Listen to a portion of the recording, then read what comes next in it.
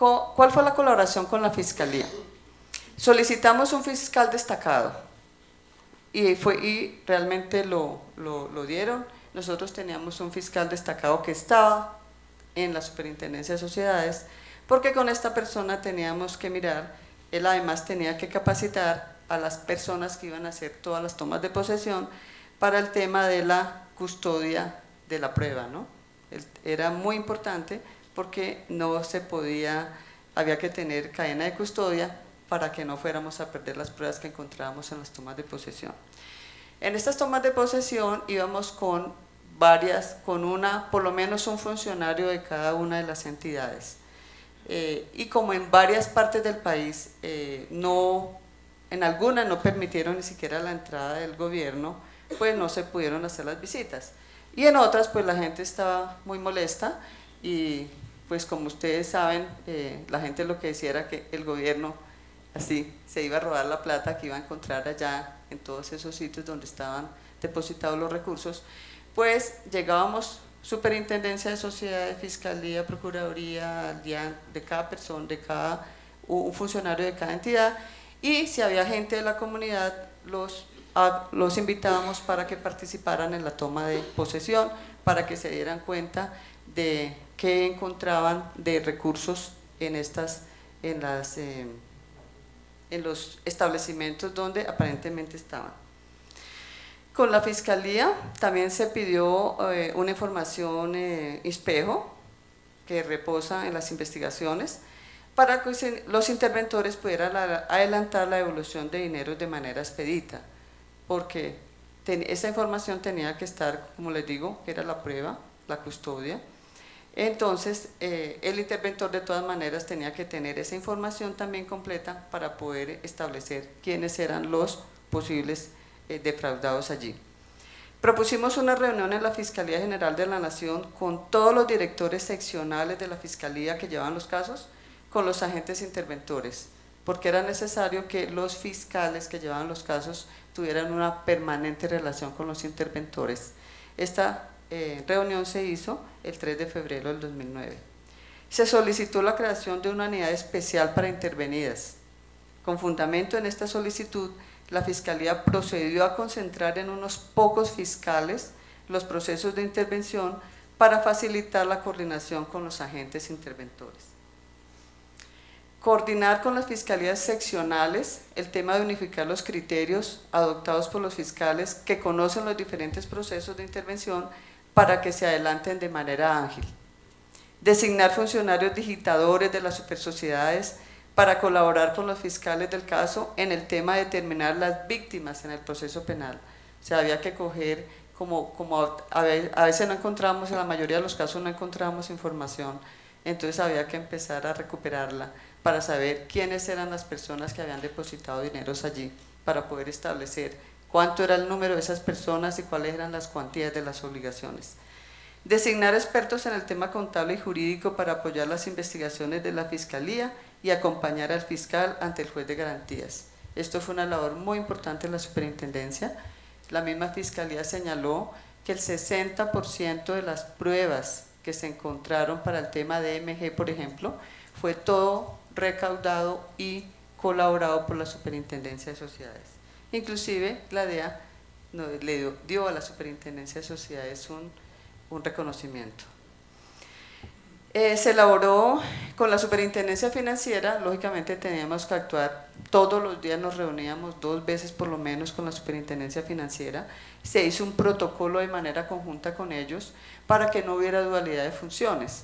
Ellos, como ya tenían una cantidad de investigaciones en curso, pues las que ellos tenían las seguían llevando a cabo y tan pronto iban terminando esas investigaciones, nos las iban pasando para que nosotros siguiéramos con el tema de intervención.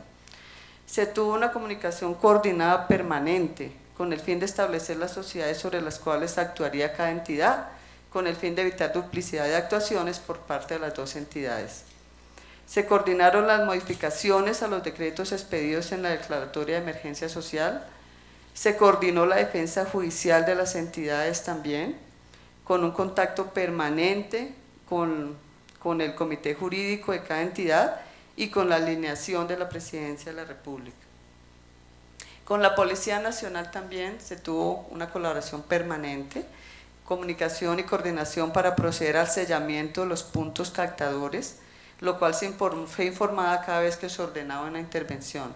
Entonces, nosotros estábamos en el tema y tan pronto íbamos a ordenar la intervención, inmediatamente le avisábamos a la policía para el tema de los sellamientos de los sitios y de los locales. Convocamos a reuniones con el fin de coordinar con la Fiscalía los casos de nuevas capturas.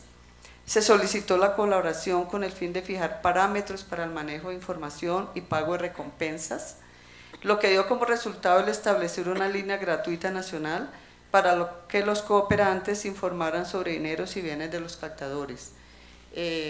Ustedes se acuerdan que también se expidió un decreto para el tema de las recompensas, inclusive en estos días el superintendente firmó una resolución aprobando una recompensa para el caso de las pirámides. Solicitamos colaboración en los eventos que así lo requirieron para brindar seguridad a los agentes interventores.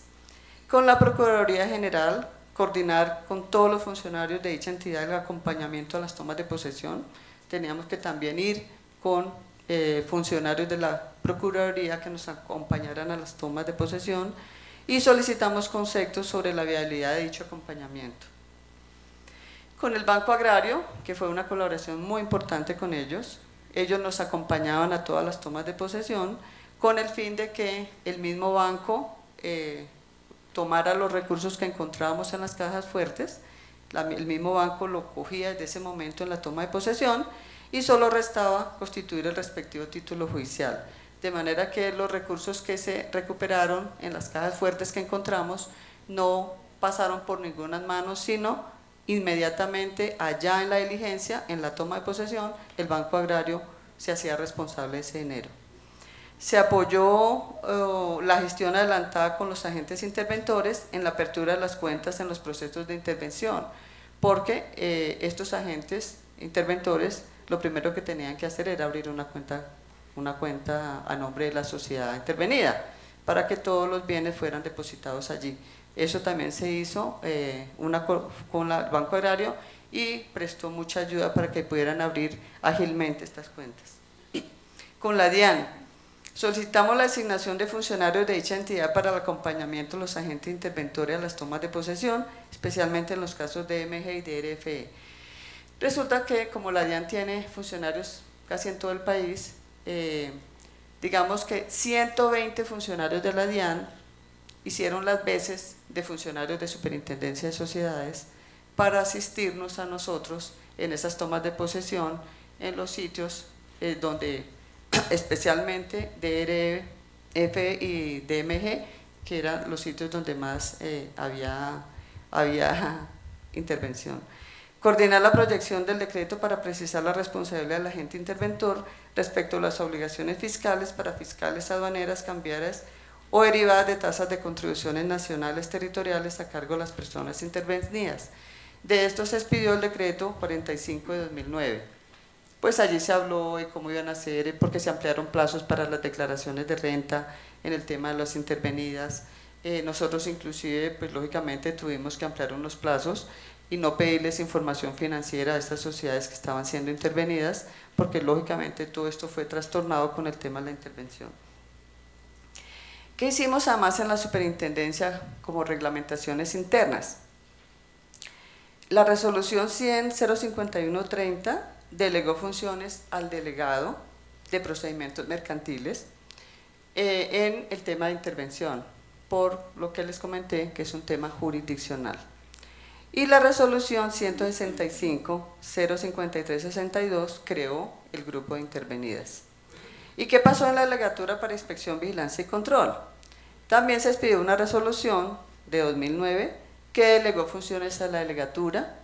Resulta que inicialmente hasta hace un par de meses había dos grupos.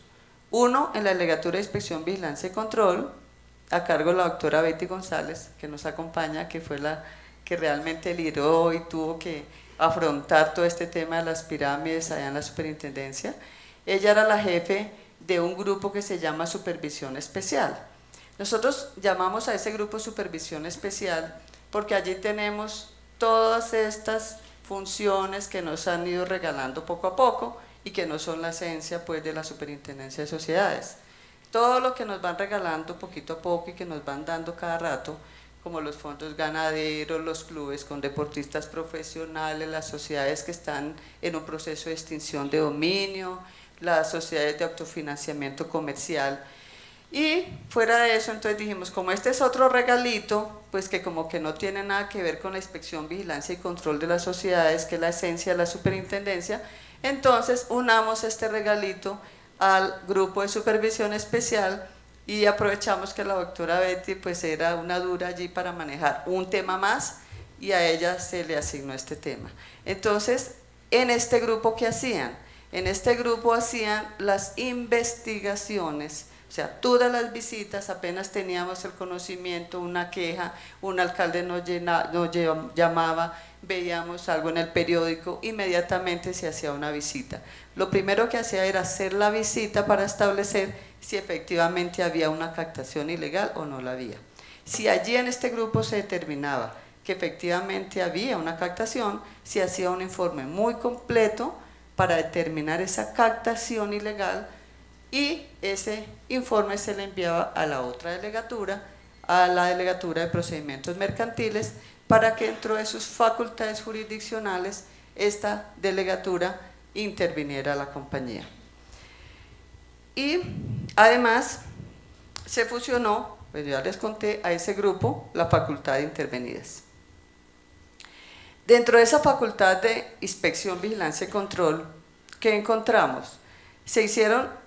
Hubo solicitud de 462 investigaciones en esos días, se trasladaron por competencia 102, porque había unas, ustedes saben que la Superintendencia de Sociedades, bueno, aquí pues fue diferente porque inclusive las personas naturales también pueden hacer captación ilegal, pero pues antes de esto, la Superintendencia de Sociedades únicamente vigila sociedades comerciales, no tenía nada que ver con cooperativas ni con establecimientos de comercio. Por eso fue que con DRFE la Superintendencia de Sociedades no pudo hacer ni siquiera una visita dentro de sus facultades, porque esto era un establecimiento de comercio, esto era una persona natural, de manera que no estaba bajo la esfera de las supersociedades. Se realizaron 233 visitas, imposibilidad de verificar captación 127. Pues aquí dice, cuando llegábamos a hacer la visita ya habían desmontado los negocios y se intervinieron 59 empresas en ese momento. Esto, los planes de desmonte en ejecución, esto tiene que ver con lo que les comentaba la doctora Beatriz Elena ahora sobre los reestructuradores. O sea, son empresas que realmente, si bien no tienen intención de caer en una captación, lo están haciendo porque necesitan recursos. Entonces, el año pasado, casi a finales del año pasado, la Superintendencia Financiera nos envió 9 planes de desmonte de empresas muy reconocidas además, a las que ya la Superintendencia Financiera les había hecho su investigación y había determinado que efectivamente había una captación. Pero las empresas decidieron voluntariamente presentar un plan de desmonte. ¿Cuándo quieren presentar un plan de desmonte? O sea, devolver los recursos que han captado voluntariamente, pues se les aprueba. Entonces, una vez hecha la investigación, la Superintendencia Financiera envía a la Superintendencia de Sociedades estas 9 compañías. Nosotros aprobamos los planes de desmonte a estas que están acá, en Sacar, Tresure, Buenaventura y Medio Ambiente, Servicios y Medio Ambiente, Visa Ingeniería y Corfi América. Pero desafortunadamente de estas 3 no se pudo aprobar el plan de desmonte que estaban proponiéndole a la superintendencia, y cuando esto no puede hacerse, lo que ocurre es que la sociedad tiene que irse a liquidación judicial. De manera que estas 3, Ecocafé, Colexcelsos y Factor Trade, están en liquidación judicial porque no se les pudo aprobar su plan de desmonte. Esto es como un cuadrito, como una información general de todas las personas y los vinculados que aparecieron con ocasión de las pirámides. En el 2008 se iniciaron 26 procesos, en el 2009 se iniciaron 74 y se terminaron 27, en el 2010, fíjese que todavía había, se suponía que ya pues no debería haber, pero en el 2010 se iniciaron 7 procesos y se culminaron 69, para un total de 107 procesos iniciados y 96 procesos terminados. Número de personas intervenidas como vinculadas. O sea, aquí antes hablábamos de procesos de intervenidas como principales, o sea, de empresas, ¿no? Pero resulta que, como ustedes saben también, no solamente se vinculaba a la empresa como tal, sino se vinculaban a sus representantes legales, a revisores fiscales, o demás miembros de juntas directivas. Entonces ya con vinculadas pues ya cambia también ese número. Personas naturales vinculadas en 2008, 93, personas jurídicas 52, para un total de vinculadas 145 solo en 2008, o sea, en el poquito de noviembre a diciembre, porque esto empezó el 17 de noviembre con el decreto, hasta 31 de diciembre, 145 personas ya estaban vinculadas. En el 2009 se aumentaron, personas naturales 236, personas jurídicas 89, y para un total de vinculadas de 325. En 2010, lógicamente disminuyó ese número, solamente 32 personas naturales, 7 personas jurídicas, para un total de 39, y total de personas vinculadas, personas naturales 361, personas jurídicas 148 y total de vinculados 509. Esto es una información que se tiene hasta septiembre 1 de 2010. Personas intervenidas, esto es sobre reclamaciones, o sea, un monto general de cuáles fueron las reclamaciones y cuál fue el monto en pesos. Reclamaciones recibidas de personas naturales, 400.452, personas jurídicas 429.048, para un total de 829.500 reclamaciones. Monto de reclamaciones recibidas, monto que a veces no se puede leer, 4 billones, tal vez, 4.355.420.182.497, personas jurídicas 2 billones, y para un total de 7.189.478 millones. Digamos que esto fue el monto de reclamaciones recibidas, pero fíjese que abajito dice reclamaciones aceptadas, porque una cosa era lo que iban y llevaban, la prueba que llevaban, el documento que llevaban, y otra cosa fue lo que realmente pudo aceptarse. Dentro de personas naturales están 285.525, personas jurídicas 342.585, para un total de 628.110.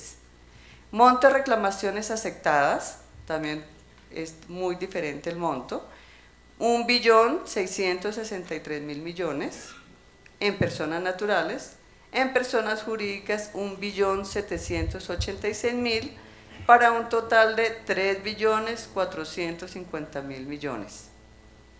Monto de dinero incautado, 119.000 millones, en personas jurídicas 55.000 millones, 55.000 millones, 843 millones, 943.718, para un total de 175.060 millones. Monto de dinero devuelto, 78.731 millones, 171.370 en personas naturales, y en personas jurídicas 41.594 millones, para un total de 120.325 millones de pesos. Monto de activos 35.938 millones en personas naturales, y en personas jurídicas 180.667 millones de pesos. Quiero comentarles esto es un datico adicional que tengo sobre las sociedades que están ahora en liquidación. Cuando se expidió el decreto 4334, de allí se sacó el trámite realmente de la liquidación para el decreto 4705. Desafortunadamente el decreto 4705 fue declarado inexequible también cuando fue declarada inexequible la segunda emergencia social. Entonces, como fue declarado inexequible, nos quedamos sin un procedimiento o un trámite después de la toma de posesión, después de la intervención. Entonces fue necesario que se expidiera el decreto 1910, que es como de febrero de 2009, de mayo de 2009. Pero ese decreto también, algunos artículos fueron declarados inexequibles, porque allí en este decreto nosotros, porque efectivamente sí lo preparamos en la superintendencia, estábamos pactando un procedimiento especial de liquidación justamente para que fuera más ágil. Era un trámite distinto al trámite de liquidación que normalmente llevamos. Pero estos artículos fueron declarados inexequibles y nos remitieron a la ley 116. De manera que si ya había, 1116, si ya había un trámite de liquidación en la superintendencia con la ley 1116 de 2006, pues no tenía para qué haber un trámite distinto. Este fue más o menos la consideración. De manera que una vez termina la intervención, se supone que la intervención es únicamente para recaudar los dineros y devolver el dinero en efectivo. Después viene el trámite que debe hacerse con los bienes que se encuentran. Eso ya está sujeto a un trámite de liquidación judicial. Entonces, están en trámite en este momento, en trámite de intervención todavía, de intervención hay 19 trámites de intervención. A liquidación judicial por terminación de la toma de posesión pasaron 82. Terminación de toma de posesión sin medida adicional 21, o sea, no solo terminó la toma de posesión y no se hizo liquidación judicial porque no hay bienes, porque no se encuentran las personas, entonces no podemos abrir un proceso de liquidación. Y activa por cumplimiento del plan de desmonte 1, de manera que en total tenemos 123 procesos. Apenas 19 todavía en intervención y las restantes están en liquidación judicial. Justamente hoy es una audiencia de MG, no sé si se enteran, para entregar lo que se pudo recuperar en bienes, porque ya pasó el primer proceso, que fue la entrega de los dineros, que lamentablemente fue muy poco lo que se entregó. En dineros, en el primer proceso se entregó un promedio de 265.000 pesos por persona. En el segundo proceso, que es en bienes y efectivo, más o menos un promedio de 440.000 pesos por persona, de manera que a cada persona se le entregaron más o menos 715.000 pesos. Fueron 292.000 personas afectadas en el proceso de DMG. De esas 292.000 personas, solamente a 11.000 lograron que se recuperara toda la plata, porque esas 11.000 habían llevado menos de 715.000 pesos. De manera que hoy la doctora María Mercedes Perry tiene hoy la audiencia para entregar la segunda parte, pues que como ustedes ven es irrisorio comparado con todo lo que ellos llevaron allí a esta sociedad. Y en muchas, como también hubo que entregar unos bienes a varias personas, entonces hay personas que tienen un derecho por allá en un lote que está repartido entre infinidad de personas. De manera que esto es más o menos lo que tenemos en el tema de las pirámides. Muchas gracias.